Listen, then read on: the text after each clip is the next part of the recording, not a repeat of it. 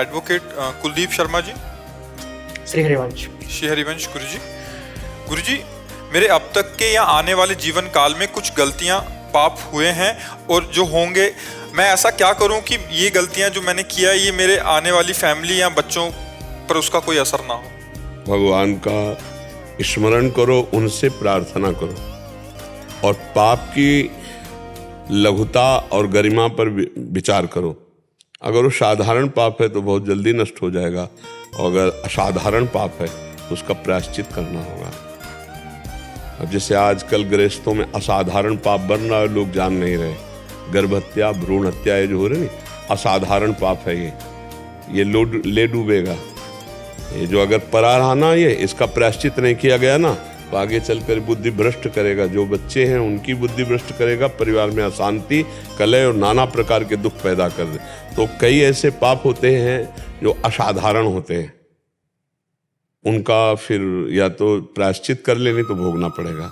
अब वो अपने आप देखना चाहिए कि हमारे द्वारा जैसे किसी सोते हुए पुरुष का हिंसा आदि वृत्ति, परस्त्री गमन, मदिरापान, मांस खाना, भ्रूण हत्या, ये सब महापाप के अंतर्गत आते हैं। पंच महापापों में ये सब आते हैं। और अगर ऐसे पाप है तो फिर भगवान का नाम कीर्तन, भगवान का नाम जप और एक बार श्रीमद् भागवत की सप्ताहिकी का पारायण किसी विद्वान भागवत प्रवक्ता से संस्कृत से बैठालकर अपने घर में 7 दिन में पूरी भागवत के 18,000 श्लोकों का गायन करा दे। हमारा विश्वास, हमारी श्रद्धा, बड़े से बड़े पाप का प्रायश्चित हो जाएगा। पर आगे से पाप ना हो, आगे से वो गलती ना हो, तो श्रीमद् भागवत का सप्ताहिकी गान और नाम जप और नाम कीर्तन, इससे पाप नष्ट हो जाते हैं। तो एक बार अपने पूर्व पापों के चिंतन में देखें कि क्या क्या ऐसा, अगर ऐसा भ्रूण हत्या, गर्भ हत्या, कोई ऐसा पराई माता बहनों के साथ ऐसे अपराध बन गए हैं, उन अपराधों का मोचन, क्योंकि हमें अंतिम समय तक भी भगवान की प्राप्ति का विश्वास दृढ़ रखना है। हमें मानव जीवन व्यर्थ नहीं जाने देना। यदि हम भूल से ऐसी गलती कर चुके हैं, हमसे अपराध बन चुका है, तो उसका मोचन भी है। हम अपने जीवन को नष्ट नहीं होने देंगे। हम भगवान की आराधना के बल से, भजन के बल से उसका नाश करेंगे। पर जब ऐसे कोई प्रारब्ध बनाने वाले पाप बन गए हैं तो उनका प्रायश्चित फटाफट कर लेना चाहिए। उसका प्रायश्चित है भगवान के 18,000 श्लोकों का जस गायन। श्रीमद् भागवत समर्थ गरज रही। महत पापों, देखो धुंधकारी महापापी था, उसने परिस्त्री गमन भी किया था, हिंसा भी किया था, मदिरा भी पीता था, मांस भी खाता था, बड़ा पापी था। लेकिन 7 दिन भागवत सुनने के बाद विमान आया और भगवान के धाम को गया। ऐसे ही कई उदाहरण मिलते हैं। तो भागवत एक समर्थ है, श्रीमद् भागवत महापुराण समर्थ है। हम हिंदी की बात नहीं कर रहे, संस्कृत मूल घर में बैठाल करके ब्राह्मण को भगवान की तरह आराधना करके और वो उच्च स्वर से गायन करे, उसको पर्याप्त भेंट दे दी जाए, पर 18,000 श्लोक पूरे गायन करे, तो निश्चित सप्ताह की पारायण से बड़ा पाप नष्ट हो जाता है। और नाम कीर्तन, हम यस्य सर्व पाप प्रणाशनम, भगवान का नाम कीर्तन भी होना। और नाम जप करो तो पूर्व जितने संचित कर्म, इस जन्म के नहीं, बहुत पीछे के, उनका भी नाश होकर भगवत प्राप्ति हो जाएगी। नाम जप, नाम कीर्तन और भगवान के गुणों का अनुष्ठान, ये बहुत जल्दी पापों का नाश कर देता है। महाराज, भागवत कथा यह वृंदावन में भी श्रवण कर सकते हैं? अरे इससे बढ़िया क्या है कि 7 दिन आकर वृंदावन वास करो और किसी भागवत प्रवक्ता से ऐसे करवा लो। बहुत पर सत्य हमारा उद्देश्य समझ रहे हो, 18,000 श्लोक संस्कृत से होने चाहिए। 18,000 श्लोक का मूल पाठ होना चाहिए, उससे प्रायश्चित होता है। जहाँ शुद्ध भागवत कहीं हो जाती होगी तो वहाँ पाठ भी होता होगा। आप देख लेना। अगर अब पहले, अब आज के तो हमें पता नहीं कि आज क्या पद्धति चलाई जाती। पहले 5 ब्राह्मण या 11 ब्राह्मण पाठ में बैठते थे। अभी भी होता है, होता है ना। हाँ, और फिर वो कथा भगवत, हिंदी से भगवत वार्ता, भगवत कथा गान की जाती है अलग, लेकिन पाठ करने वाले अलग होते हैं। हाँ, तो मूल चीज पाठ है, क्योंकि मूल 18,000 श्लोक पाठ होते हैं। कथा तो मेन प्रधान चरित्र लेकर कहा गया और आनंदित हुआ गया, लेकिन काम बनता है मूल पाठ से। मूल पाठ जो संस्कृत से होता है। महाराज जी स्वयं भी कर सकते हैं उसका? बहुत अच्छा, बहुत उत्तम, यदि उसका ज्ञान हो तो, शुद्ध संस्कृत का ज्ञान हो तो बहुत उत्तम बात है। फिर तो उसमें 7 दिन क्या, रोज करो, 5 अध्याय 10 अध्याय रोज करो, साल भर में हो जाए तो भी कोई बात नहीं। रोज है। महाराज जी जैसे मैंने पढ़ना स्टार्ट करी, अपराध हो गया था, तो मैंने सत्संग सुना। क्या? पढ़ना स्टार्ट किया, इनसे कोई अपराध हो गया था जो आपने बताया था उसका। हाँ, पर वो देखो ऐसा है कि आप शुद्ध पढ़ पाओ, आप पूरा पाठ कर पाओ। गृहस्थी में बड़ी समस्याएं हैं। मान लो आपका शरीर अशुद्ध हो गया, फिर आप पाठ कैसे करोगे? तो मैं ये पूछ रही हूँ कि मैंने उसको 6 महीने में मैंने उसको पूरा करा। फिर पाठ पर शुद्धता से क्या? संस्कृत से? अब पहले मैंने हिंदी से पढ़ा क्योंकि पहली बार, अब मैं संस्कृत से पढ़ रही हूँ उसको। संस्कृत पढ़ना आता है पूरा? उसको जोड़ जोड़ के मैं उसको पढ़ रही हूँ धीरे धीरे। वो तो कर दो, लेकिन प्रायश्चित करने के लिए जोड़ तोड़ नहीं चाहिए, सीधे बाण चाहिए। शत्रु को मारने के लिए जोड़ तोड़ नहीं चाहिए, उसके लिए सीधे प्रहार चाहिए। उसमें एक प्रायश्चित ये बनता है कि हमारा अर्थ जाता है, दूसरा प्रायश्चित बनता है कि हम उस विप्र की आराधना करते हैं, तीसरी बात ये होती है कि वो पूर्ण रूप से 6 घंटे 7 घंटे जब पाठ करेगा तब 7 दिन में जाकर के हो पाएगा, तो बड़ा तप बनता है। तो जब हम अर्थ देते हैं, उसको भोजन प्रसाद पवाते हैं, उनकी आराधना कर, तो हमारा सच्चा प्रायश्चित हो जाता है। रोज अपने करें तो अच्छा ही है, पर हमें लगता है एक बार किसी ब्राह्मण से जरूर करा लेना चाहिए, उससे ज़्यादा लाभ की प्राप्ति है, उससे प्रायश्चित सच्चा प्रायश्चित हो जाता है। अब अपने लोग जब संस्कृत का ज्ञान नहीं, तो ऐसे ऐसे शब्द की त्रुटि हो जाएगी, अशुद्ध हो जाएगा।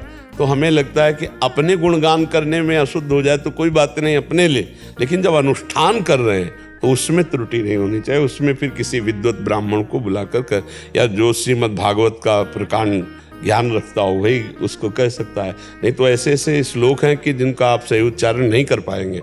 अगर संस्कृत में आपका प्रवेश नहीं तो आप उच्चारण नहीं कर पाएंगे। मैं अफ्रीका से हूँ, तो वहाँ पे साधु संत मिलते नहीं है और अकेले मैं तप करता रहता हूँ, तो इसीलिए मैं भी जानना चाहता था कि भगवत के लिए फिर हम कैसे प्रयास करें पढ़ने के लिए। वैसे अफ्रीका में साधु संत नहीं मिलते, मोबाइल तो रखते होगे, तो मोबाइल से तो आप हमारे भारतवासी किसी भी संत का प्रवचन सुन सकते हैं। हाँ, तो अपने को मानना है, मोबाइल ऐसे रख लिया और समझ रहे हैं वृंदावन में बैठे हुए सत्संग सुन रहे हैं, तो आपको वैसे ही लाभ मिलेगा। हाँ, लोग तो हमारे पास बाद में आते, पहले उनको लाभ मिल जाता है, पहले शराब ये सब छोड़ देते तब बाद में आते हैं। तो आप अफ्रीका में रहते हुए भी सत्संग कर लीजिए। आप ये मत मानिए कि वहाँ कोई संत नहीं। आजकल तो मोबाइल भगवान में सब संतों के प्रवचन है, तो आप और नाम जप कीजिए और संयम से रहिए। कहीं भी रहो, सब जगह सकल भूमि गोपाल की आमे अटक क्या कि अफ्रीका में भगवान नहीं है क्या? एक पैर लंबा किया तो ब्रह्मलोक तक फैला दिया 52 रूप में, दूसरा तो नीचे के सब लोग नाप लिए। तो हम तुम है तो नजदीक है, कहीं हमारे तुम्हारे लिए अफ्रीका दूर है, भगवान के लिए थोड़ी दूर। जहां पुकारोगे वहीं कहो, सो कहाँ जहां प्रभु नाई वहां भी भगवान है ना। आप खूब हिम्मत करके नाम जप करो, और कभी कभी जब मन आया करे तो तीर्थों की यात्रा करो। अपने भारत देश में आ गए, और जैसे हरिद्वार है, बद्रीनारायण, केदारनाथ, काशी है, वृंदावन, इनमें बड़ा पावर है।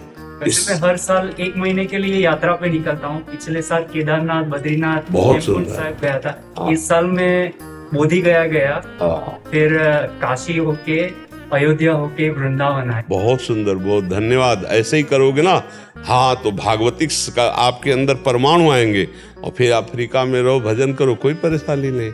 ठीक है? हाँ, आनंदित। पत्नी रोज पाठ करती है भागवत का 3 से 4 घंटा, संस्कृत में करती है जी, तो मतलब वो अपने लिए करती हैं उसको। बहुत सुंदर, बहुत सुंदर है। कर सकते। जब से उन्होंने आपकी कथा में सुना था तब से वो कर रही है। हाँ, बहुत सुंदर, बहुत। आप नाम जप करते हैं? थोड़ी, मैं आपसे दीक्षा लिया, मैं 8 महीने हो गए हैं। हाँ। मैं आपसे एक प्रार्थना करने आया था कि हमारे घर में ना जैसे युगल रूप नहीं है, हमारे घर में ना जगन्नाथ जी की सेवा होती है। तो हमारे जैसे आपसे दीक्षा हो रखी है पत्नी की, और आपसे पत्नी हमारी, तो हम चाहते हैं युगल रूप भी अपने घर में रखना, क्योंकि हमारी जो बिटिया है वो 11 साल की है। वो 6 महीने से मेरे पीछे पड़ी हुई है कि पापा आपने महाराज जी से दीक्षा लिया है, तो आपने युगल रूप घर में रखो, क्योंकि जगन्नाथ जी की सेवा करते हैं आप लोग, तो आप युगल रूप आप ले। हाँ, ले लो, ले लो। श्री जी मानो प्रेरित कर रहे हैं बिटिया के रूप में। हाँ, ले आओ, ठाकुर को ले आओ, और जब नए ले आना फिर हम तुम्हें पद्धति बता देंगे, घर में अपनी सेवा करो। युगल सब। राकेश कुमार जी, राधे राधे। राधा वल्लभ श्री हरिवंश गुरुदेव, आपके चरणों में कोटि कोटि प्रणाम। सदगुरुदेव भगवान, मेरी 4 महीने पहले आपसे दीक्षा हुई है, और आपके बताए हुए दिनचर्या को आप ही के बल से निभाने का पूर्णतः प्रयास कर रहा हूँ। पर मुझे कभी ऐसा लगता है कि मेरे में भजन का अहंकार पुष्ट ना हो जाए। जैसा कि आप अपने सत्संग में कहते हैं कि साधक में दैन्यता होनी चाहिए, दैन्यता को बनाए रखने के लिए क्या करना चाहिए ताकि इसकी भजन भी का चिंता अहंकार- मत करो। जब शरणागत हो गए हो, जो अस्पताल में भर्ती हो गए, तो कब कौन सा इंजेक्शन देना है, कब कौन सा टेबलेट देना है, ये डॉक्टर के ऊपर रहता है ना। ऐसे हम जब भगवान की शरण में हैं, गुरुदेव भगवान की शरण में, यदि हमारे अंदर अहंकार उत्पन्न होगा तो नष्ट कर देंगे। हमें भरोसा रखना चाहिए कि हम जिनकी शरण, अब हम ऐसे काल्पनिक सोच करके कहीं ऐसा न हो जाए, कहीं ऐसा न हो जाए। यदि शरणागत होकर अपने विषय की खुद चिंता करता है तो उसे अपने इष्ट पर, परमेश्वर पर भरोसा क्या है। अगर हमें भरोसा है तो मुझे चिंता नहीं, चिंतन करना है।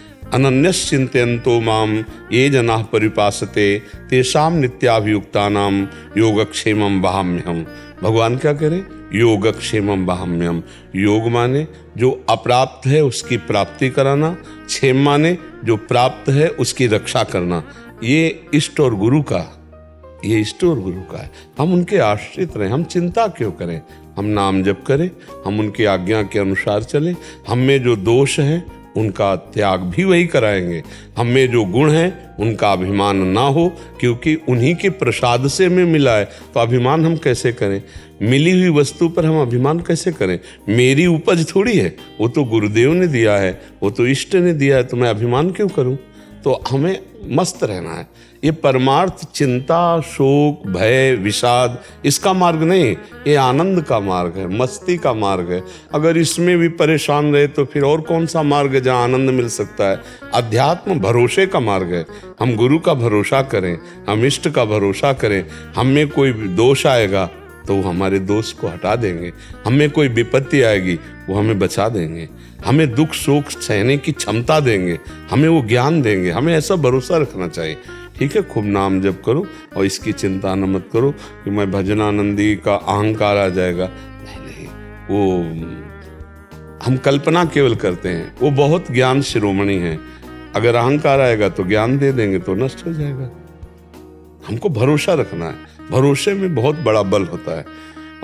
भरोसा अगर नहीं तो बिन विश्वास भगति नहीं, ते बिन द्रवहि न राम, राम कृपा बिन सपन्यु, जीव न लह विश्राम। पता नहीं इस मंत्र से लाभ मिलेगा कि नहीं, पता नहीं इससे हमारा मंगल होगा कि नहीं, ऐसे संशय नहीं करते, आगे बढ़ते हैं। एक बार हमने शरीर संसार को दिया, एक बार हम प्रभु को दे के देखते हैं। धंधा है। एक बार हमने मन, बुद्धि, चित्त, शरीर सब संसार को दिया तो जब से सृष्टि हुई आज तक हम उबर नहीं पा रहे। अब एक बार गुरु को दे देते हैं, घाटा मुनाफा जो होगा देखा जाएगा। एक बार भगवान को दे देते हैं, एक बार हम भगवान की आज्ञा में चलते हैं, एक बार गुरुवाणी की आज्ञा में चलते हैं, देखते हैं क्या लाभ मिलता है। तो आज तक कोई बूढ़ा नहीं है संसार समुद्र में जिसने गुरु का भरोसा कर लिया, जिसने भगवान का भरोसा कर लिया। जिसने अहंकार का भरोसा किया वो तो डूब गया माया में, लेकिन जिसने गुरु का भरोसा किया वो कभी नहीं डूबा। आज तक इतिहास साक्षी है, क्योंकि गुरु परमेश्वर का नाम है। जो गुरु है वो परमेश्वर का, वो परमेश्वर ही गुरु है। कोई मनुष्य, कोई व्यक्ति गुरु नहीं होता, वही परमात्मा गुरु होता है। और वो जहां तुम हो वहां भी है, तुम्हारे अंदर भी है, तुम्हारे बाहर भी है, चारों तरफ वो है, तो रक्षा करेगा ना तुम्हारी। तुम चिंता क्यों करते हो। शुभम जी पंचकुला से। जय श्री राधा हरिवंश। महाराज जी जय श्री राधे। महाराज जी, माया में रहते हुए माया से रहित कैसे रहा जाए। जो कि माया किसे कहते हैं, किसे कहते हैं माया। जब आपके तो माया में रहते हुए माया से बाहर कैसे हो, तो आप किसे माया समझते हैं। ये बहु विलासता जी, ये संसारिक माया जो उनसी है जी, संसारिक माया जो है जी। ये किसे समझते हैं आप। सबसे पहले माया का ये स्वरूप है, बाहर मत देखो पहले। फिर इसका दूसरा स्वरूप है अंतःकरण, इंद्रियां, जैसे मन, बुद्धि, चित्त, अहंकार। फिर तीसरा स्वरूप है कारण शरीर, स्वभाव। यही माया है। और इसको मैं मान लेना, ये अज्ञान रूपी माया का और पर्दा चढ़ गया। मैं भोग रहा हूं, मैं देख रहा हूं, मैं सूंघ रहा हूं, मैं छू रहा हूं, मैंने भोगा, मैं ऐसा कर सकता हूं, मैंने ऐसा किया। यही माया है बच्चा, और कुछ नहीं। माया और कोई नहीं। जैसे पूरे ट्रक के माल का अगर पता लगाना हो तो एक बोरा में परखी लगा दो तो पूरे ट्रक का दाम निश्चित कर देता है व्यापारी। हर बोरे को खोल के थोड़ी देखता है। ऐसे पूरे विश्व ब्रह्मांड का एक ही है बोरा, पूरा माल यही है। जो ये है वही पूरा विश्व ब्रह्मांड में, पूरा पांच भौतिक माल है। इसमें जो अंदर है वही पूरे विश्व ब्रह्मांड में, दूसरा कोई नहीं। इसे जान गए सब कुछ जान गए। देखो अपने को कहाँ जाने हो, आज तक नहीं जाने ना। अब ये बात रही कि इस माया में रहकर मैं माया से कैसे मुक्त हूं। इसके दो उपाय हैं। एक है ज्ञान योग, ज्ञान के द्वारा प्रकृतिजन्य रचना का त्याग करके अपने स्वरूप में स्थित हो जाना। अब ये प्रकृतिजन्य रचना कितनी आकर्षणकारी है, आप देख लो। ऐसा लगता है कि हम भला ये नहीं है, यही तो लगता है कि हमें कितना ममता शक्ति इस शरीर से है, चाहे जितना ज्ञान बघारे, लेकिन लगता यही है कि मैं हूं। अंदर घुसो, मन बुद्धि चित्त अहंकार। बात हम कर रहे हैं प्रवचन भगवान की, चाह कर रहे हैं धन की, धन से भोगों की, भोगों में सुख की। सब गलती, सब गलती, सब गलती। इसीलिए सही बात जो अध्यात्म की हमारे अंदर आनी चाहिए वो नहीं आ पा रही। तो ज्ञान बहुत कठिन है। ज्ञान के लिए अब वो ऐसी योग्यता नहीं रह गई ज्ञान मार्ग में चलने की। देखो बातें बनाने से ज्ञान मार्ग नहीं प्रकाशित हो जाता। आजकल बातें बहुत ज्ञान की होती हैं। भोग विलासिता संसार की है, देह भाव में स्थित है, और बात ज्ञान की कह रहे हैं तो भैया हलवा हलवा कहने से पेट नहीं भर जाता। हलवा की प्रक्रिया जान लेने से स्वाद नहीं मिल जाता। हलवा बनाओ और फिर खाओ, तब समझ में आएगा। तो ऐसे ब्रह्म ज्ञान की केवल बातें कर लेने से ब्रह्म बोध तो हो नहीं जाता। नायम आत्मा प्रवचने न लभ्या, उपनिषद कहता है। ना बहुधा मेधया बहुना सुरतेन, बहुत ज्ञान हो जाए, बहुत बुद्धि प्रवीण हो, बहुत सुन, इससे नहीं होता। जो गुरु की शरण में होकर साधना करता है, साधन चतुष्टय बड़ा कठिन है ज्ञान का। साधन चतुष्टय बहुत कठिन है। अब क्या करें, एक सरल उपाय है, भगवान की शरण में हो जाना, गुरु की शरण में हो जाना। हमारे ब्रह्म हैं गुरुदेव, हम उनके चरणों का आश्रय ले लिया। अब वो हमको कहते हैं नाम जप करो, सेवा करो, परहित करो। हम बिल्कुल वैसे चल रहे हैं जैसे आदेश कर रहे हैं। तो मानो हम गुरु की नाव में बैठ गए और गुरु खेने वाले हैं और हम बहुत समुद्र से पार हो गए, बस उनकी आज्ञा में चले। तो सरल उपाय है गुरुदेव की आज्ञा में चलना। देखो हम साकार में फंस गए हैं। तो जैसे कांटा लग जाए तो कांटे से ही कांटा निकाला जा सकता है, ऐसे ही हम जब साकार भावना गुरुदेव को ब्रह्म मान लेते हैं कि हमारे गुरु साक्षात परब्रह्म, तो यहीं से सवाल हल होना शुरू हो जाता है। चाहे वो निराकार का उपासक हो, चाहे सगुण साकार का उपासक हो, बिना गुरु भक्ति के न ज्ञान होता है न भगवत प्रेम होता है। अगर प्रेम है तो वो ज्ञान स्वरूप होता है, यदि ज्ञान है तो ज्ञान स्वरूप तो है ही। बिना शरीर और संसार का राग छूटे भगवत आनंद की प्राप्ति नहीं होती। तो अब क्या करें, शरीर को भगवान की सेवा का यंत्र माने।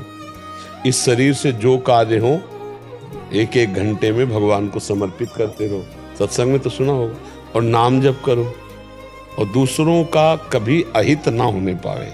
हमारी वाणी से, हमारे शरीर से, हमारे मन के संकल्प से, तो निश्चित हमारे हृदय में ज्ञान प्रकाशित हो जाएगा। निश्चित हम इस माया से तर जाएंगे। पर नाम निरंतर चलना चाहिए। जो गुरु ने नाम दिया है, अगर नाम जप नहीं चल रहा तो भाई मेरी कोई मान्यता नहीं परमार्थ की। चाहे हम जो बेश, चाहे जो साधन करें। देखो हम जैसे व्रत रह रहे हैं, या हम उघार रहे हैं, कपड़ा नहीं पहन रहे, या हम गर्मी में या पंचाग्नि ताप रहे हैं, या हम जल, है तो सब शरीर की बात ना, है तो सब शरीर के साधन। अंदर में क्या अंधकार दूर करने के लिए साधन हो रहा है, ये तो बाह्य साधन है, तप है। लेकिन अंतःकरण जो अंतर में है, वहां ज्ञान प्रकाशित करने के लिए साधन क्या है? बोले गुरु मंत्र। गुरु ने जो नाम दिया, जब वहां चलता है तो वहां ज्ञान का प्रकाश होता है, और बाहर जब तप होता है तो शरीर पवित्र होता है। तो अगर बाहर का तप ना हो, वो अंदर का भजन हो तो हो जाएगा, लेकिन बाहर का तप है, अंदर का भजन ना हो तो नहीं होगा। इसलिए गृहस्थी में रहते हुए अपने परिवार को भगवान का स्वरूप मानो, समाज सेवा में जो आपका भाव बने, जब जैसा संयोग बने करो, नाम जप करो, हर कर्म भगवान को समर्पित कर दो, माया से मुक्त हो जाओगे। ये तो सर्वाणि कर्माणि मयि सन्न्यस्य मत्पराः अनन्येनैव योगेन माम ध्यायन्तु उपासते तेषामहं समुद्धर्ता मृत्यु संसार सागरात्। भगवान कहते हैं उसका मैं स्वयं उद्धार कर देता हूँ जो सारे कर्म मेरे समर्पित करके मेरा भजन करता रहता है। अब आपको चिंता नहीं करनी, आपको चिंतन करना है। ठीक है, समझ रहे हैं आप? नशा कोई मत करो, गंदे आचरण मत करो, किसी को सताओ मत, तो अपने आप भगवान ज्ञान प्रदान कर देंगे। अपने आप आपकी बुद्धि शुद्ध होने लगेगी, आपके विचार शुद्ध होने लगेंगे। देखो कितने विचार शुद्ध हुए कि संत महात्माओं के पास आके बैठ गए। अगर अशुद्ध विचार हो तो इधर तुम्हें गाली देने का मन होगा, तुम्हें जुआ खेलने का मन होगा, व्यभिचार करने का मन होगा, शराब पीने का मन होगा, गंदी बातों का। साधु महात्माओं के पास जाके बैठने का तो ना मन, तो बुद्धि पवित्र हो रही। ऐसे और पवित्र हुई तो जैसे आप हमारे पास बैठने के लिए खड़े रहे, प्रयास किए, ऐसे आप भगवान से मिलने के लिए प्रयास शुरू कर दोगे। एक बार मैं भगवान को देखना चाहता हूँ। देखो आपने देखना चाहा ना, तो आप सामने बैठे हो ना, ऐसे ही चाहत पक्की कर लो कि चाहे जितना मुझे कष्ट पड़े मैं भगवान को प्राप्त। 1-1 घंटा, 2-2 घंटा, 3-3 घंटा लोग खड़े रहते हैं यहाँ। मान लो किस बात के लिए? दर्शन के लिए। अब यार कुछ हो जाए, एक बार तो मिल के जाएंगे। तो ऐसे ही अब कुछ हो जाए, इस संसार से जाने के पहले एक बार भगवान से मिलूंगा, मिल जाओगे। ऐसे ही मिल जाओगे जैसे आप प्रयास कर रहे हो ना, ऐसे ही प्रयास ठान लो केवल। इसीलिए हम कहते हैं तुम भगवान के अंश हो, जो ठान लोगे पक्का कर लोगे। तुम अपने स्वरूप को संभालो, अपने स्वरूप को पहचानो। अब हम लोग इतना भोगों में, विषयों में फिसल गए कि हिम्मतें नहीं पड़ती ऊपर चढ़ने की। ऐसा लगता है मैं इन भोगों के बिना नहीं जी सकता, ऐसा लगता है ना। ये हमारी कमजोरी दूर हो जाती है जब हम उपासना करते हैं। आपको कुछ नहीं चाहिए, आप स्वयं आनंद स्वरूप हैं। आपका स्वरूप ही है शिव, आप भगवत स्वरूप हैं। और हम भूल गए अपने स्वरूप को, तो अब शुरुआत करें बाहर से, फिर अंदर आ जाएंगे। तो अंदर ही जितना आनंद है वो सब अंदर है। आपके हृदय में भगवान है, आपके हृदय में ज्ञान है, आपके हृदय में प्रेम है, वो जागृत करना है। आप दिव्य शक्ति संपन्न हैं, आप कोई साधारण नहीं है, दिव्य शक्ति। आप उसको जागृत करो, जितना जागृत कर ले यही साधना है। अब जो सिद्ध पुरुष हो गए, जागृत कर लिए, भगवान के साक्षात स्वरूप हो गए। तो हमें डरना नहीं है, हमें अपने आचरण ठीक करने, खूब नाम जप करना, इसी जन्म में भगवान की प्राप्ति करनी है। जी। धीरज केसरी जी वृंदावन से। महाराज जी, क्या हम किसी सांसारिक व्यक्ति को वृंदावन की रज दे सकते हैं, खासकर जब हमें ऐसा लगता है कि वो रज अच्छी तरह से नहीं रख पाएगा? फिर भी अगर मांगता है तो हम दे देते हैं। अगर मांगता है तो, चाहत करता है तो हम दे देते हैं। उसका मंगल ही होगा, उसका मंगल नहीं होगा। चाहत करने पर अनचाहे को न दे, जो चाहत करे तो जरूर दे दे। क्योंकि ये ब्रह्मेश्वरादि सुदरूप पदारविंद श्रीमत पराग परमाद्भुत वैभवाया। अद्भुत सामर्थ्य वृंदावन रज रानी में है। अगर रज का वो सेवन करेगा तो निश्चित उसका हृदय पवित्र होगा और प्रभु के मार्ग में चलेगा। पर चाहत श्रद्धावान को ही देना चाहिए, अगर अश्रद्धालु है तो अपनी तरफ से नहीं देना चाहिए।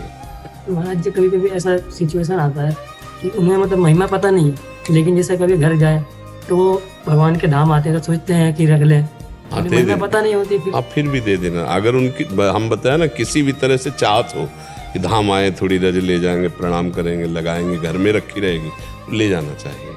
क्योंकि धाम की महिमा का कहीं ना कहीं आदर है हृदय में, इसलिए तो रज रानी लेना चाहता है, तो जरूर दे देना चाहिए। जी महाराज जी, जो बीज वाले फल होते हैं जैसे आम आदि, ये सब श्री जी को भोग लगाने के बाद प्रसादी हो जाता है, तो बीज को हम फेंक देते हैं, ऐसा करने से क्या? आम जो है जब हम भोग लगाते हैं तो ऐसे पूरा आम नहीं भोग लगाया जाता। आम को पहले छिलका हटाते हैं, फिर उसका गूदा निकालते हैं, फिर उसको भोग में लगाते हैं। छिलका और गुठली तो पहले ही हटा देते हैं। जैसे तरबूज हो गए, तरबूज एक एक बीज हटाते हैं। भोग लगाने की प्रक्रिया में ऐसा नहीं कि अमनिया किया ऐसे रख दिया, एक एक बीज हटा। जब हम तरबूज पाएंगे तो बीज हटा पाएंगे ना, तो हम श्री जी को भोग लगाएंगे तो चाकू से एक एक बीज हटा के तब भोग लगाया जाता है। ऐसे भोग लगाते हैं, इसका मतलब उसको ज्ञान नहीं है। नहीं तो हम जैसे कैसे पाएंगे? हम बीज रहित पाएंगे ना, बीज सहित तो नहीं पाएंगे। तो जब हम श्री जी को भोग लगाएंगे तो बीज हटा देंगे, जो तरबूज लाल वाला है उसका बीज हटा देंगे। और उसमें तो बहुत सुविधा है, जो छोटा वाला आता है उसको खरबूजा कहते हैं। हाँ, उसमें तो बीज एकत्रित होता है, ऐसे हटा दो, लेकिन तरबूज में बीच बीच में होता है। तो हम छोटे छोटे पीस करते हैं और एक एक दाना जो बीज का है वो हटा देते हैं, फिर भोग लगाते हैं, ऐसे करते हैं। और जैसे आम बिल्कुल पका हुआ है तो उसको गिलास में निकाल कर रस रूप में भोग लगाते हैं, और जो अमनिया करने लायक है तो उसके गुठली और छिलका हटा देते हैं, फिर जो गूदा है उसको भोग लगाते हैं। ऐसे भोग लगाया जाता है, ऐसे थोड़ी कि आम ऐसे रख दिया गया, ऐसे वो भोग नहीं लगता, ऐसे रख देना भोग नहीं लगता, भोग अमनिया करके लगाया जाता है। मर्जी जैसे बहुत जनों को बांटना हो तो दृष्टि भोग में ऐसे दिखा के ऐसे बांट सकते हैं, फिर गुठली हाँ, आदि दृष्टि भोग में तो ऐसे बांट सकते हैं, लेकिन प्रसाद जो पवाया जाता है वो ऐसे पवाया जाता है। मतलब दृष्टि भोग लगा के, जैसे अभी पता लगा कि 200 आदमियों को देना है, हाँ। तो ऐसे अर्पित करके ऐसे पहाड़ी देते हैं। आम है तो उसको एक हाँ, एक करके ऐसे, सब ले ले, फिर हाँ। गुठली का कहीं हाँ, भी करते हैं वो उसको। बिल्कुल अलग बात है जी। नितेश कुमार जी, राधे राधे। गुरुदेव, गुरुदेव आपने मेरा जीवन ही बदल दिया, आप हमें पहले क्यों नहीं मिले? हे गुरुदेव भगवान, आप मेरे जीवन में एंट्री होते ही हमने वो सारे पाप कर्म छोड़ दिए जो हम पिछले काफी समय से करते थे। बहुत बढ़िया बच्चा, धन्यवाद कि आप बात माने। तो जब से माने तब से चल दे, पीछे की बात कोई चिंता मत करो। आज से हमारा दिमाग सही हो गया, आज से हम सही मार्ग में चलेंगे तो हमारा जीवन मंगल में हो जाएगा, पीछे की बातें सब क्षमा हो जाएंगी ना। आप अच्छे से चलो।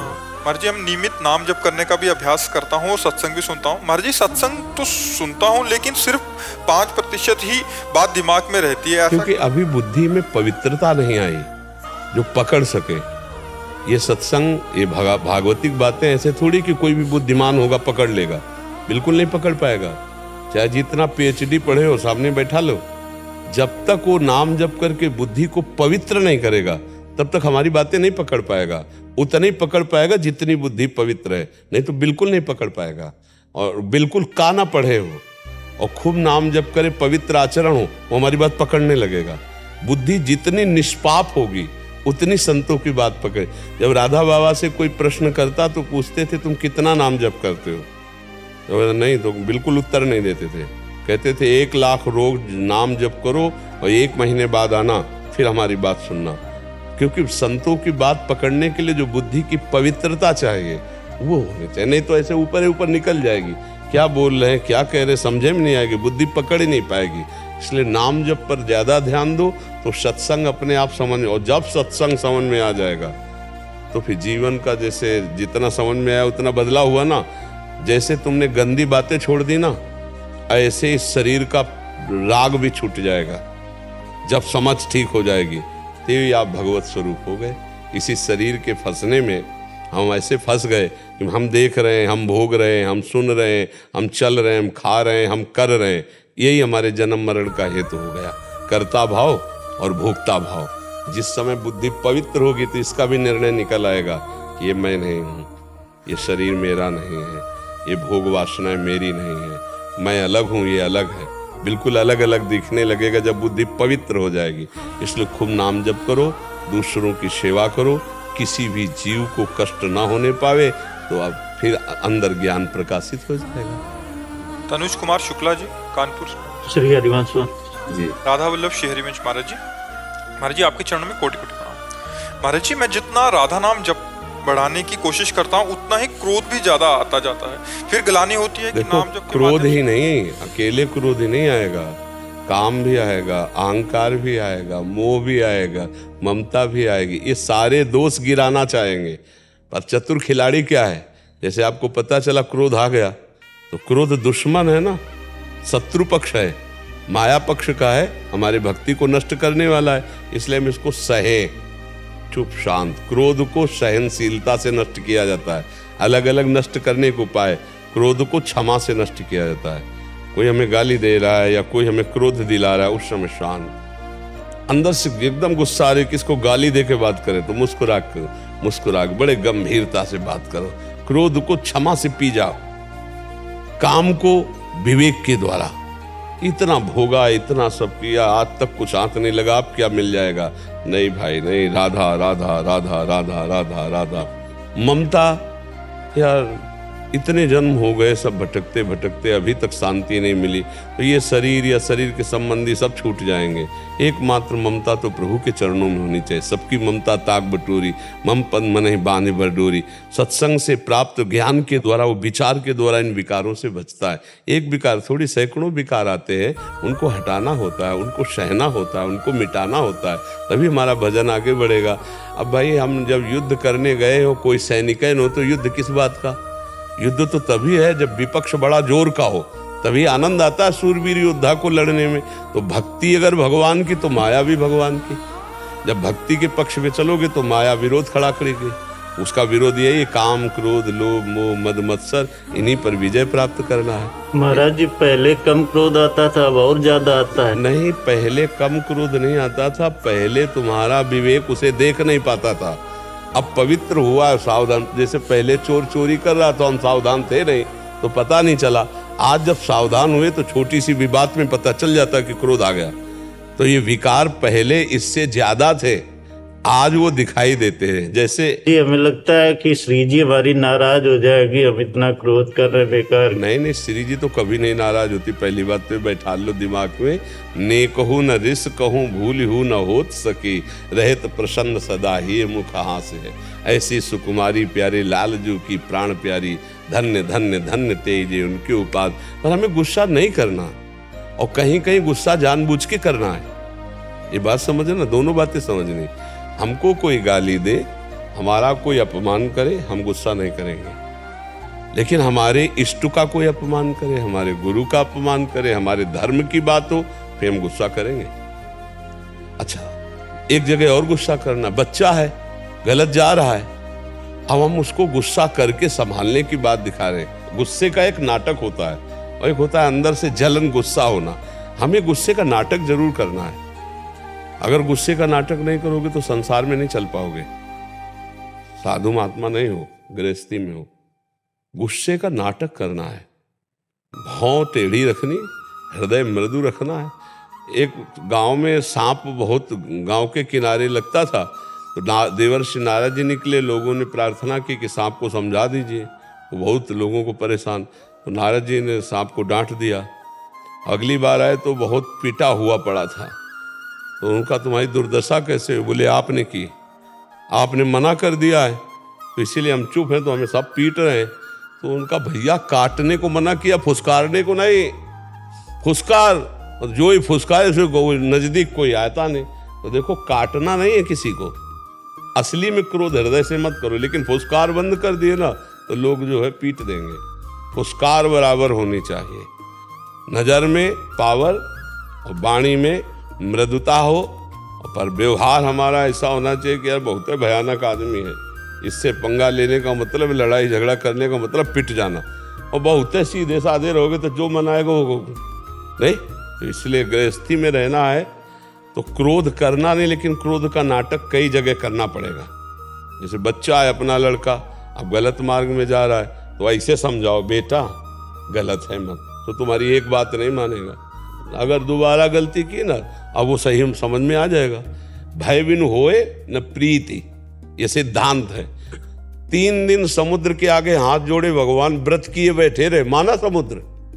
और जब कहा लक्ष्मण बाण सरासन आनु, सोखों वारिद बिसिक कृसानु, सठ सन विनय कुटिल सन प्रीति, सहज कृपन सन सुंदर नीति, ममता रथ सन ज्ञान कहानी, अति लोभी सन विरति बखानी, लाव अभी इसको सोख तेज, तो कनक थारी भरी मणिगन नाना, विप्र रूप आयो तजमाना। और थार में दुनिया के रतन लेके भगवान के चरणों हिमाम। 3 दिन से उपवास किए, हाथ जोड़े बैठे, हार जाते तुम्हारी इज्जत बन जाती, नहीं आया। और जब अग्निबाण संधान अपने आप आ गया तो कहा गया बहुत सुधाई ते बड़ दोषु। थोड़ा सा तो रखना पड़ेगा, घर परिवार है, समाज है, थोड़ा अंदर से नहीं जलना, लेकिन क्रोध का नाटक करना पड़ता है। कई ऐसी परिस्थिति होती है, जैसे अधर्माचरण वाला है, वो उपहास कर रहा है इष्ट का, गुरु का, तो फिर ऐसे रहे, दोबारा नहीं। अगर गुरु निंदा की, धर्म के विरुद्ध चले तो फिर समझ लीजिए क्योंकि शास्त्र सिद्धांत है, गुरु की निंदा सुनना, धर्म की निंदा सुनना, भगवान की निंदा सुनना महापातक है। कान में अंगुली डाल के तो भाग जाए, सामर्थ्य ना हो। पर जो क्या रोल करते करते रोल में उतर जाते हैं आप चूंकि नहीं, अच्छा देखो, नाटक में जब वो विरोधी पक्ष का होता है, जैसे मान लो कोई भी संवाद हो रहा है, तो नाटक को नाटक ही समझ के संवाद करता है, असलियत में तलवार नहीं घोंप देता है, समझ रहे हो? ऐसे ही यहाँ नाटक करना है क्रोध का, असलियत में नहीं लड़ाई लड़नी है, थोड़ा सा नाटक तो करना पड़ता है गृहस्थी में। महाराज जी, जैसे पत्नी के ऊपर ज्यादा क्रोध आता है तो उनको लगता है कि ये भक्ति में जा रहे हैं तो हमारा ख्याल कम रखना है, हमारे ऊपर क्रोध करने लगना है। नहीं है तो तुम पत्नी से क्रोध क्यों कर, हमें तो लगता है ज्यादा प्यार करना चाहिए। भक्तिवान से, भक्तिवान का मतलब है हृदय और सरस हो जाना, पत्नी में भगवत भाव रखना। पहले तो पत्नी मानकर प्यार करते थे, अब तो भगवान की मान के प्यार करते हैं, तो अब तो और प्यार करेंगे। हमें लगता है कि अगर हमारी भक्ति में सही माने में त्रुटि है तो फिर ये बातें आती, नहीं तो नहीं आती है।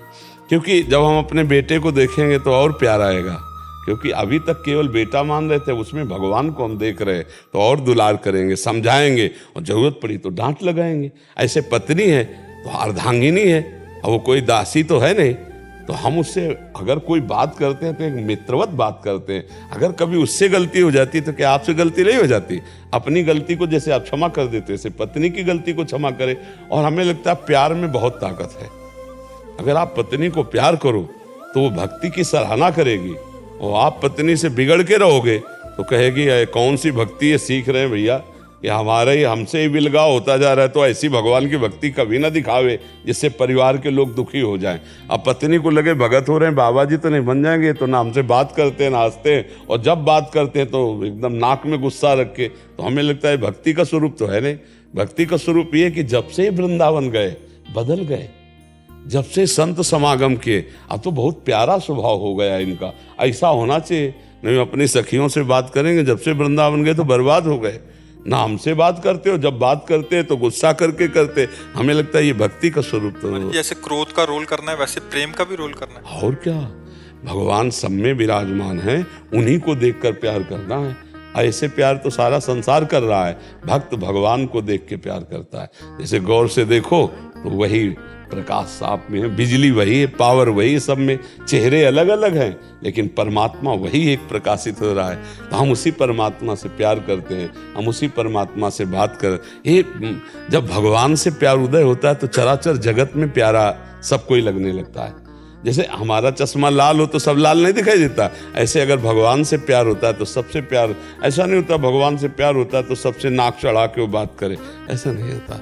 तो इसलिए थोड़ा सुधार कीजिए, भक्ति में और सुधार, और पत्नी को जरूर प्यार कीजिए। हम इसलिए कह रहे हैं कि अगर घर में कलह और शांति हो गई तो फिर भक्ति नहीं कर पाओगे। वो अर्धांगिनी है। भक्ति में सबको संतुष्ट रखने का भाव होता है, जिससे मिले उसे वाणी के द्वारा, व्यवहार के द्वारा। तो उसके अधिकार को जरूर ध्यान रखिए कि पत्नी का अधिकार क्या है, उसके अधिकार की पूर्ति आप करते रहिए। तो आप जो आराधना कर रहे हैं तो भगवान आपके अधिकार अनुसार आपकी पूर्ति करते रहेंगे। वो लोग अज्ञानी होते हैं जो अपने कर्तव्यों को भूल जाते हैं कि पिता हो तो पुत्र के लिए क्या कर्तव्य है, पति हो तो पत्नी के लिए क्या कर्तव्य। आपको ये नहीं देखना कि पत्नी है तो उसका कर्तव्य मेरे लिए क्या है, नहीं। आप भक्त हो, अब आपका भाव बनना चाहिए। आपके माता पिता हैं तो उनके लिए आपका क्या कर्तव्य, अपने कर्तव्य का आप पालन करो, भगवान प्रसन्न हो जाएंगे। भगवान का नाम जप करते प्यार से बात, अंदर गुस्सा आ रही, मान लो कोई त्रुटि हो गई परिवार में किसी से, अंदर गुस्सा आ रही, पहले नाम जप कर उसे समन करो, फिर प्यार से उससे बात करो। देखो आपको से गलत हो गया, आपको अगली बार गलती हुई ना तो अच्छा नहीं रहेगा, फिर ऐसा। वो थोड़ा सा रोष दिखा दिया लेकिन गुस्सा नहीं है। ये भक्ति का होता है। क्या हमें गुस्सा नहीं आती? हम भी गुस्सा का रोल करते। अब जैसे कोई साधक है, कोई गलती हो गई तो से एक बार तुम्हें क्षमा कर दिया, अगर दोबारा हुआ तो आप समझ लीजिएगा। अब बच्चे हैं, अब अगर भय नहीं रहेगा तो मनमानी आचरण नहीं हो जाएगा। तो ऐसे हमको क्रोध का स्वरूप अंदर जागृत नहीं करना, पर कहीं ना कहीं जरूरत होती है, शासन के लिए जरूरत होती है। अगर भय परिवार का खत्म हो गया ना आपके प्रति तो फिर ठीक नहीं रहेगा। थोड़ा भय रहना चाहिए बच्चों को, परिवार को, या धर्माचरण में उनकी रति ना हो, उनको डर होना चाहिए। तो हमें लगता है कि अगर पिता भक्तवान और शासन करता है तो परिवार बहुत अच्छा निकल जाएगा। बहुत सीधाई ते बढ़ दो, सो ज्यादा सीधापन भी नहीं होना चाहिए। कोई साधु महात्मा नहीं, गृहस्थी में थोड़ा सा हाँ तभी, नहीं तो अगर सीधापन हो तो खेत की जो है जो भी सामग्री है वो दूसरे ही ले जाएंगे। तो उसको डर होता है कि यार वो खेत वाला आ गया, तो ऐसा थोड़ा होना चाहिए। तो गृहस्थी में क्रोध का थोड़ा सा नाटक किया जाता है, पर नाटक ही होना चाहिए, असलियत में नहीं। जब असलियत में बात बिगड़ने वाली हो तो मौन हो जाना चाहिए, शांत हो जाना चाहिए। राधा राधा राधा प्रभु जाने प्रभु देखें, उस समय हट जाओ। नहीं गुस्सा में मान लो ज्यादा किसी से मारपीट, ऐसा किसी के नाक में लग जाए, कोई मर जाए या कोई, तो जीवन भर जेल भोगोगे, फिर भजन तो होगा नहीं। तो हाथ पैर चलाने वाला क्रोध ना आना चाहिए, वो ऐसे थोड़ा शासन दिखाने वाला तो ठीक है ना। और गया धाम से श्री हरि का चरण पादुका है और ये वहीं छपता है प्रतिदिन, तो मैं यहाँ आपके दर्शन के लिए लाया। और ये है कि गया जी में गया असुर जो जन्म लिए और जन्म के बाद असुर कुल में जन्म प्राप्त करते हुए भी उन्होंने भगवान से प्रार्थना की जो मृत्यु प्राप्त हो जाए, उनका पिंड बना करके इनके चरण पर अर्पित करने से उनको मोक्ष की प्राप्ति होगी।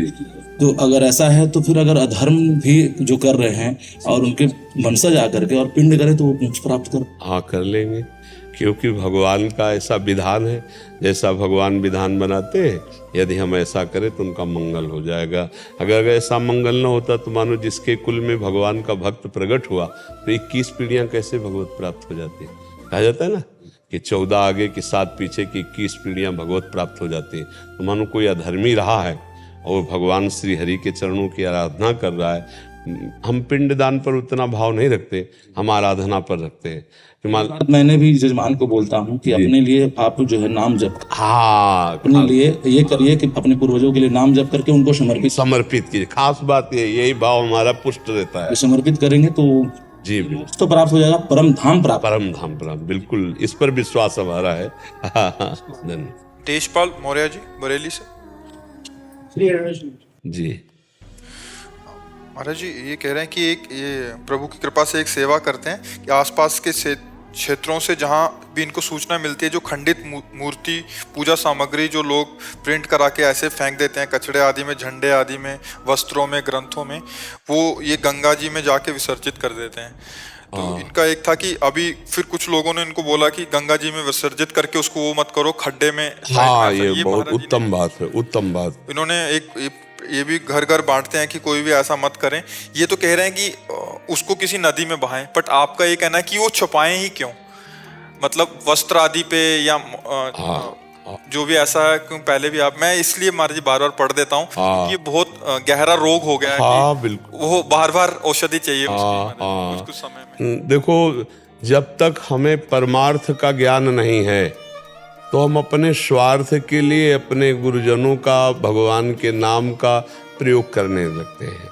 जैसे दुकान का नाम रख दिया और उसी के नाम के फिर झोले छापे, दुकान का नाम रखा भागवती, और उसी के बैग अपनी दुकान का प्रचार प्रसार कर, और वो बैग में भगवान नाम लिखा हुआ है या प्रभु का रूप बना हुआ है। अब सामान लाए तो बैग को तो बैग की तरह, थैले की तरह फेंक दिया।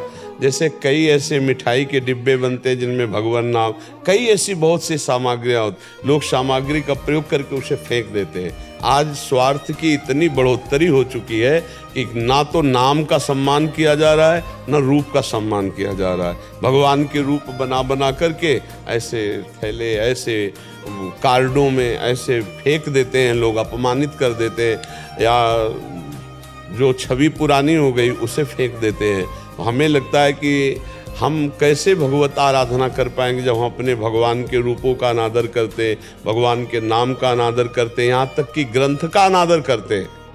आप देखो जब जो ग्रंथ पुराना हो जाता है उसे रद्दी में बेच देते हैं। एक बार एक कागज में एक सामान आई थी तो उसमें वो देखा वो गीता जी का पन्ना था तो किसी ने दे दिया होगा। ऐसे नहीं, देखो ग्रंथों का, गुरु ग्रंथ का कैसे सम्मान किया जाता है।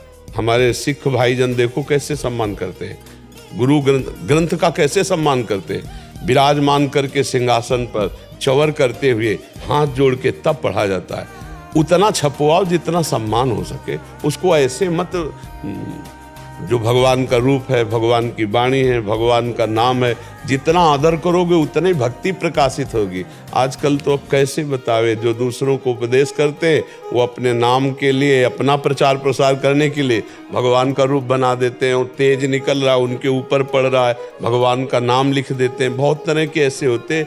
तो अब ये है, प्रार्थना है कि यदि आप परमार्थ अपना बचाना चाहते हो, अपनी दुर्गति नहीं चाहते हो, तो भगवान के नाम का अपमान मत करो, भगवान के रूप का अपमान मत करो, भगवान की ऐसी कोई छवि मत बनाओ अपने व्यापार के लिए जो लोग ऐसे फेंक देते हैं प्रयोग करके, और फिर अपमान का फल उसको मिलता है जो छपवाता है।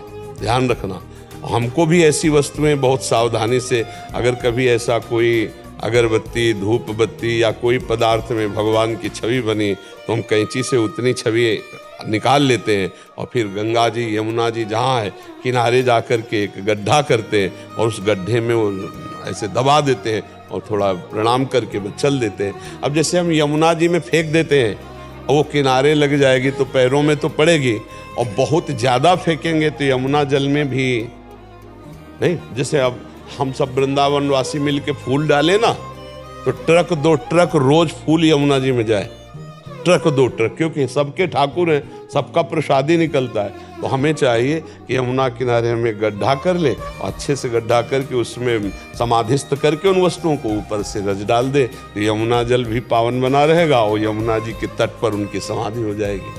तो अच्छा है, आप ये जो कार्य करते हैं बहुत अच्छा है। लोगों को जागरूक कीजिए कि वो नाम, भगवान के श्री विग्रह, भगवान के रूप, इनका सम्मान करना सीखें। आज स्वार्थ के कारण लोग भूल रहे हैं। एक आए थे, उन्होंने कहा हम छापते हैं तो हमको भी पाप लगेगा। तो कहा हमारा तो भाई भाव यही है कि कर्ता और प्रेरक अनुमोदन तीनों को पाप लगता है। तो बोले हमारा तो व्यापार है, हमारा तो घर परिवार, तो हम क्या करें। हम कहा ये हम नहीं कह सकते, क्या हम तुम्हारे परिवार के पोषण का मार्ग भी नहीं रोक सकते, और हम ये भी नहीं कह सकते कि आप छापो। अब आप विचार कर लो, यह मतलब ये कार्य हानिकारक है, आप देख लो। ये बोले आप आदेश करो। हम क्यों आदेश करें? अब हम आदेश कर दे बंद करो तो तुम्हारे परिवार का पोषण बंद हो जाएगा। हम आदेश करें हाँ तो अपराध बनता है। तो हमने बात बता दी, अब उसको आप देखो कि आप कैसे जियोगे, आप कैसे चलोगे। महाराज जी, जो आप ये जागरूकता कर रहे हैं, इससे बहुत एक इफेक्ट भी पड़ रहा है महाराज जी। हमें देखने को मिल रहा है उसका कि काफ़ी लोगों ने ये बंद भी कर दिया है। जैसे आपने बोला कि नाम भी भागवतिक ना रखे जाएं, वैसे वाले जो स्कूल आदि में, कॉपी आदि में, वो कहीं ना कहीं बाहर जाते हैं, तो इसका काफ़ी प्रभाव पड़ रहा है। हाँ बिल्कुल प्रभाव। हाँ, इसलिए हम बार बार भी इसको कर रहे हैं कि महाराज जी ये बहुत ज़्यादा स्तर पे मतलब अविद्या होने के कारण। हाँ बिल्कुल बिल्कुल बिल्कुल। अब वही नाम है जिसकी हम आराधना करते हैं, वही रूप है जिसको हम भगवत भाव से मानते हैं। अब वो जूते के नीचे, पैरों के नीचे पड़े और लोग ऐसे कबाड़ में फेंक दिए तो अपराध नहीं बनेगा। खरीदने वाले को अपराध, बेचने वाले को अपराध और बनाने वाले को अपराध, तीनों को अपराध लगता है। पर यहाँ रुपया के क्या अपराध कौन देख रहा है? रुपया के आगे कुछ बुद्धि भ्रष्ट हो गई, लोग समझ नहीं रहे। कौन नरक और स्वर्ग की बात करता है? अभी वर्तमान में रुपया कमा रहे हैं, खा रहे हैं, मौज कर रहे हैं, ये नहीं देख रहे कि अपराध बनेगा तो सब नष्ट हो जाएगा। ये जो लोग होश में नहीं होते ना, पूरी फैक्ट्री में आग लगती है, शरीर रोगी हो जाते हैं, वंश परंपरा चलना मुश्किल हो जाती है, बहुत दुर्गति होती है। उसका कारण ये होता है। अच्छा, वो लोग सोचते हैं ना कि थोड़ा दान पुण्य दे करके हम इस पाप से मुक्त हो जाएंगे, तो जहाँ वो दान जाएगा उसकी भी बुद्धि भ्रष्ट होगी, वो और अपराध बनेगा। अपराधी वृत्ति से, कमाए हुए धन से कभी दान पुण्य नहीं होता, कभी कुछ मंगल नहीं होता। ये लोग भ्रम में ना रहे, जहां जाएगा उसकी बुद्धि भ्रष्ट करेगा, उसका भी पाप तुम्हें लगेगा। इसलिए बहुत होश में, धर्म पूर्वक रहे, नमक रोटी खाए तो चैन से जीवित रहेंगे, भगवान का भजन करे तो परलोक भी बन जाएगा। महाराज जी, सुबह जाते हैं हम लोग, मतलब गांव से ही 2-4 लड़कों का सहयोग मिल जाता है, तो बाइक से उठा के जाते हैं। अभी तो नाली के किनारे भी होते हैं भगवान का नाम वगैरह, और कुछ अब तो ऐसी छवि बन गई है सर मेरी कि मुझे कोई नाम मिलता है भगवान तो मुझे दे देते हैं, तो मैं पॉकेट में रख के जो है जब अगली बार जाता हूँ। अच्छा महाराज जी, जो खंडित मूर्तियाँ होती हैं जैसे उसमें प्रिया प्रीतम भी हैं, तो कुछ लोग जो ये कहते हैं प्लास्टिक के होते हैं, तो उनको क्या करें महाराज जी? हम बताया ना, गड्ढा खोद करके समाधिस्थ करो। हाँ, गड्ढा खोदो, यमुना किनारे, गंगा किनारे, और समाधिस्थ कर दो उनको जल। जैसे जो रामगंगा है बनाई, जो बरेली के पास में, जी, वहाँ पर मेला भी लगता, पूर्णिमा होती है, तो ऐसे लोग आते हैं तो वहाँ पे बहुत सारी गंदगी हो जाती है, घर से हवन सामग्री लेके आते हैं, उसमें जैसे झंडियाँ हो गई, जी, तो उनका क्या करें महाराज जी? उनको भी गड्ढा करें? हाँ, डंडा हटा दो, डंडा बाहर फेंक दो, और झंडा लेकर के गड्ढा खोद करके इधर कर दो। वो ये बहुत सुंदर बात है। अब जैसे रज की लक्ष्मी गणेश जी बने, ये जल में डाल दोगे तो घुल जाएंगे। हाँ, पर और जैसे फूल माला है, अब ये बहुत मात्रा में होगा तो सड़न पैदा करेगा, क्योंकि अब इस कोटि का प्रवाह नहीं रह गया है नदियों की धाराओं में, जो सब बहते हुए समुद्र में पहुंचे।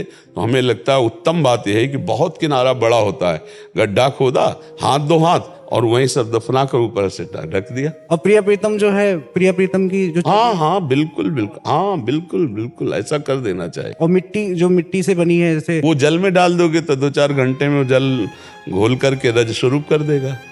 ऐसा कर दो, बहुत अच्छा है। धन्यवाद है आपको कि आप ऐसा भागवतिक कार्य करते। भगवान ऐसे सद्बुद्धि प्रदान करे ऐसे।